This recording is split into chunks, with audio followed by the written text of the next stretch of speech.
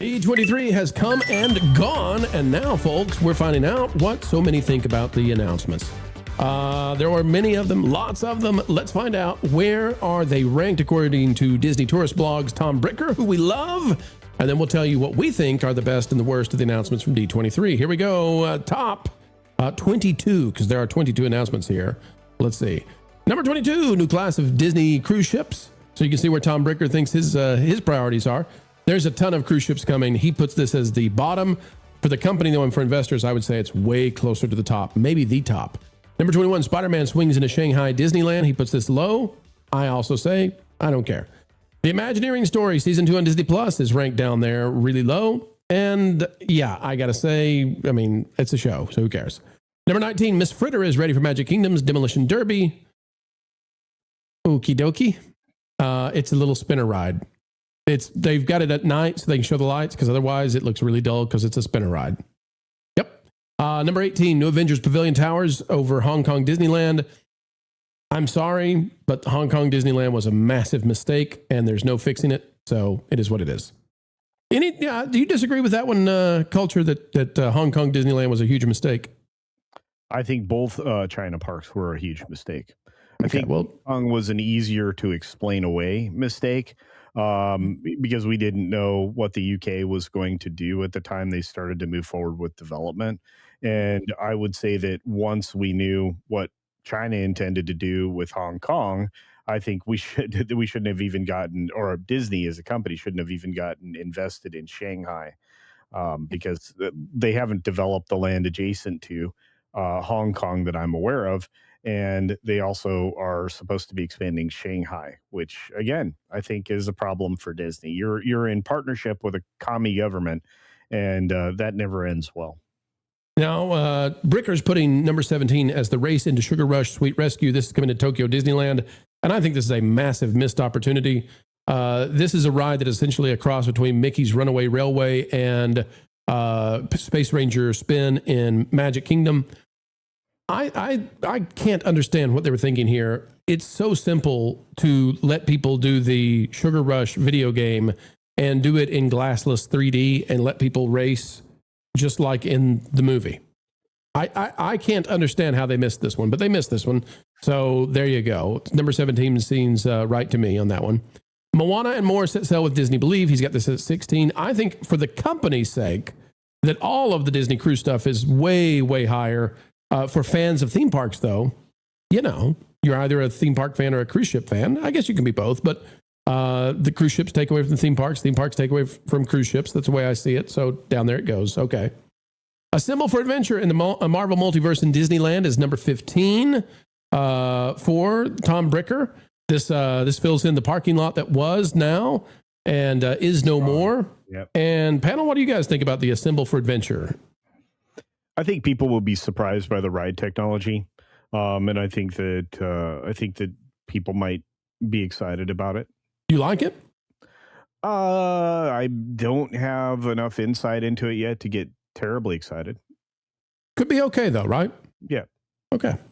So that's probably where it goes. Number 14 is the Yeti, and I agree. I think people are getting really excited about the Yeti, and that's fine. But this should have been fixed 20 years ago. Yeah. So it's hard for me to get excited about something that should have been fixed 20 years ago. Coco is coming to California Adventure. I would probably move this higher up. It is just a water ride, but it's Coco, and I think that'll do really, really well at California Adventure. Mm-hmm. Erika, you think this will be a popular one? Oh, yeah. Great movie. Yeah. Recuérdame, right? Mm-hmm. All right. Then Tom has somewhere here, number 12 as Spaceship Earth. I would put this towards the bottom. I'm not excited about them changing Spaceship Earth to something based on connections versus communication. And there are so few details here that I don't know what I'm supposed to get excited about. Ron, where would this go for you for D23? Higher, lower? Oh, much. It's in the middle. It's lower for me because we don't know anything about it, and again, it's also repetitive of the announcement that they made before, where nothing ended up happening. So we'll see. I mean, right. we don't know enough. Yep. Then we've got Carousel of Progress. This dude over here with the mustache and the pink towel on his head in their bathtub is where I say, I don't know what this is. And the mom's in the middle and all that kind of stuff. So I would put this much farther down the list as well. I would not put it anywhere close to the top. But that's just me. I would put it higher if over in the left-hand side pictures there was like a little thing saying, "Hey, where are my rabbit chicken tacos?" There you go. Where did Uncle Orville go? That's what I want to know. That's what I want to know. All right, let's see. Number 10. All right, we're at the top 10 now for Tom Ricker. Fan favorite entertainment returns to Disneyland in 2027. So they've got Remember Dreams Come True, Nighttime Spectacular, an updated World of Color. And okay, yeah, I think those are good. I think that's really, really good for Disneyland, and it's immediate. So we know the details. We know what's coming. I think it deserves a top 10. What say you, panel? Mm-hmm. Sure. Okay, we got a sure. Yep. Look at that. It's not going to look like that, but look at that. We got number 9, Space Mountain from Earth to the Moon returns to Disneyland Paris. And I think that if you go to Disneyland Paris, this is a huge win. I think it is a top 10. I think returning to the original concept that this had is a win. And I think the fact that they're going to restore some of the other elements is a huge win. So if you're a Paris fan, this will be right to your liking. Is it a fail that they had to go back to the original because what they came up with wasn't as good? Well, I think I think they were kind of forced to change because when they originally built it, they did not plan for it to have so many issues. So I think now they've incorporated all the fixes. So going back to it, it's kind of like restoration plussing is what I would call it. Sure.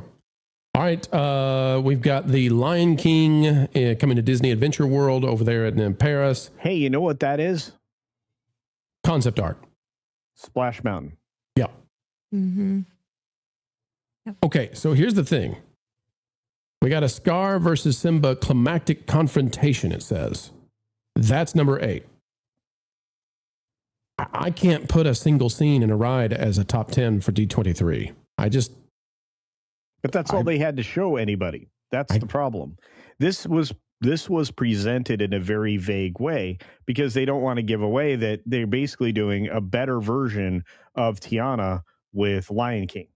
Right. That would piss off people because they're still pissed off about what they did to Splash Mountain. Well, okay, let's talk about the concept art because we can kind of see this.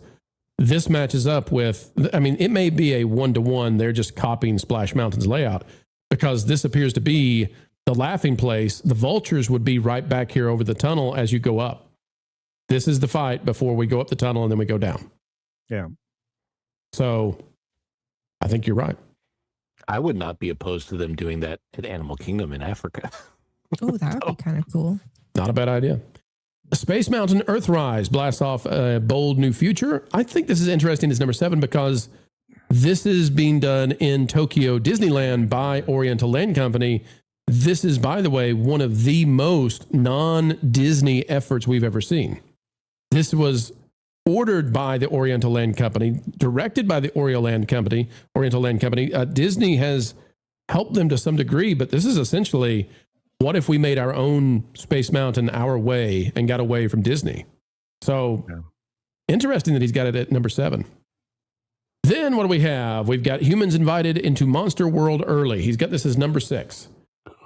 I am not going to have this high up there. So the Glob that replaces Muppets, and the Harryhausen's that replaces Mama Melrose's, and the replacement for Ratatouille, these will open by the end of 2027.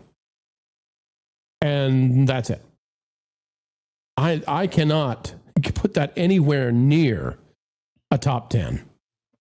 It's just, you just rethemed things that are already there at Hollywood Studios. So, and then the coaster may open in 2029, but I can't put this anywhere close to a top 10. What say you guys?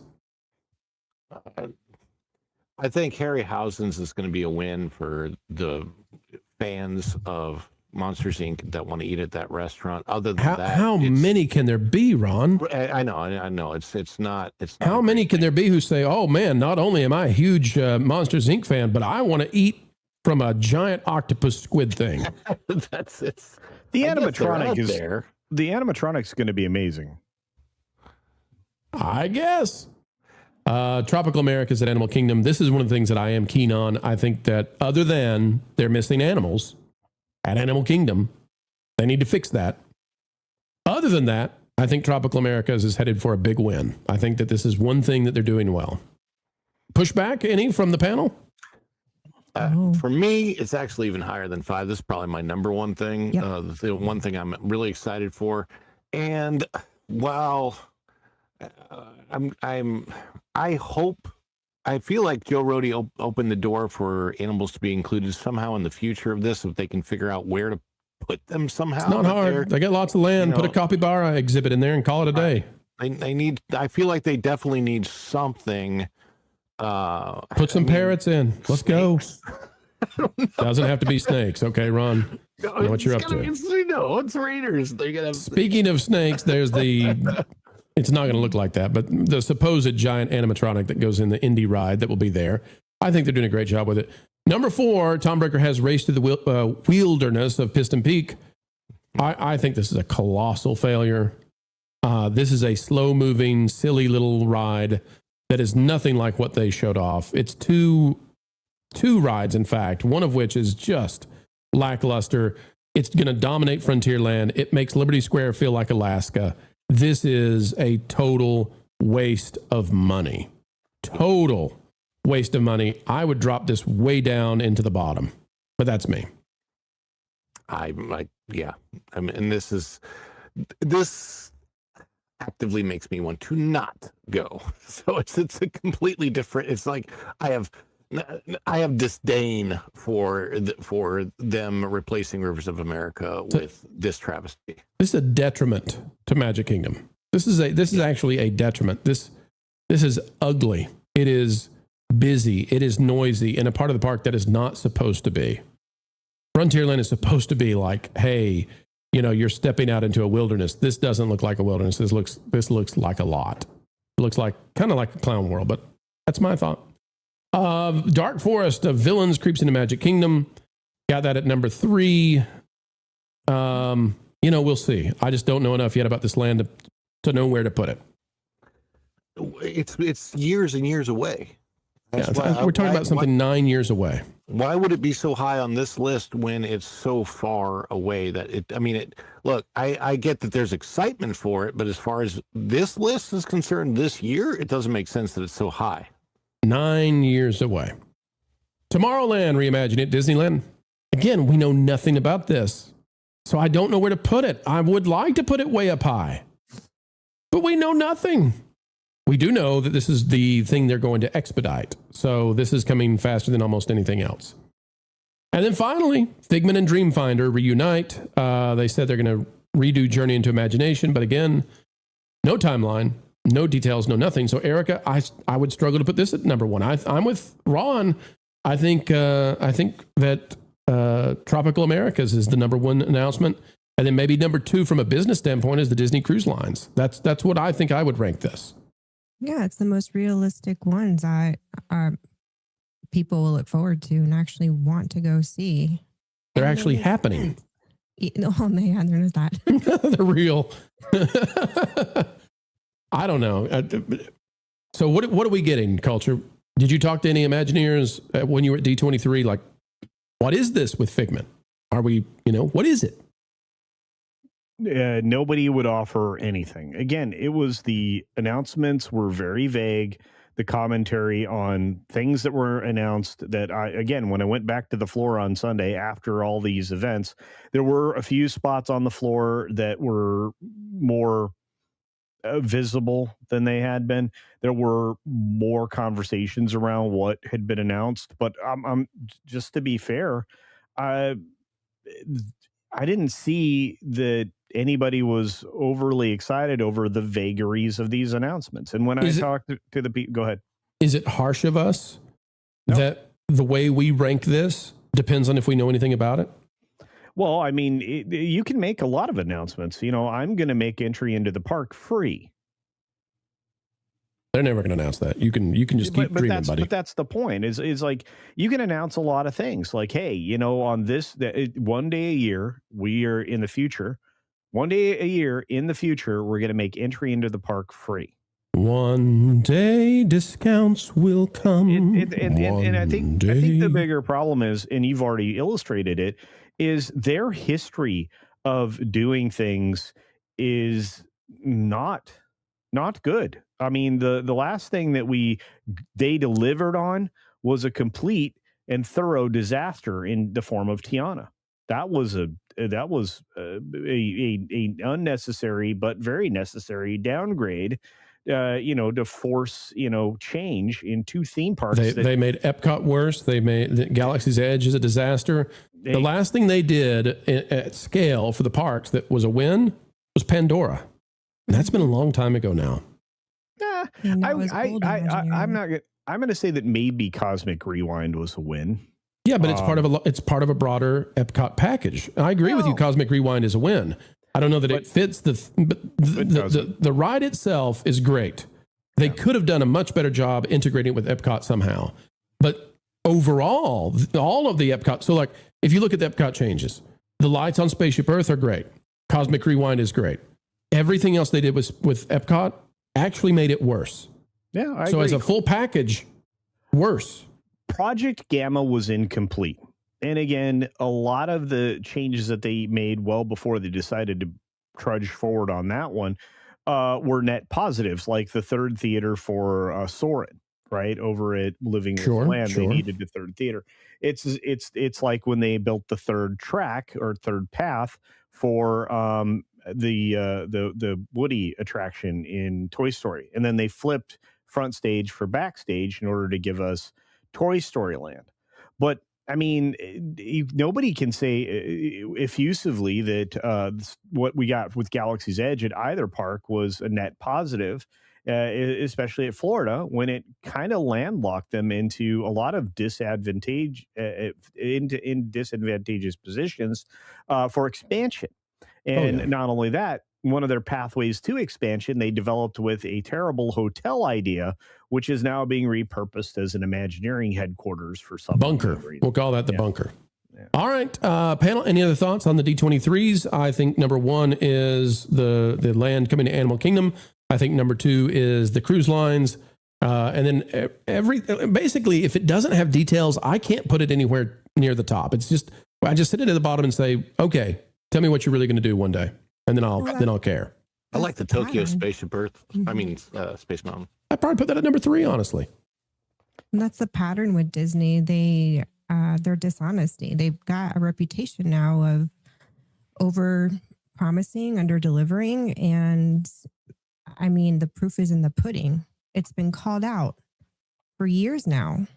And in a very short amount of time since the pandemic, it's tanked. As we said before, Erika, the Avatar announcement from Disneyland announced in 2023, nothing has changed. Nothing has started. There's no guarantee it's coming anytime, anywhere soon. And that's why when they do these, hey, here's a single image, get excited. No, I can't get on board with that either, because any of us could do the same thing in this space. But we can advertise, market anything. That doesn't mean we're going to deliver on that. I think they've become the boy who cried mouse. Thanks for watching That Park Plays News. For more information, consider checking out www.thatparkplace.com. And don't forget to subscribe, share, like, and send this out on your favorite social media accounts.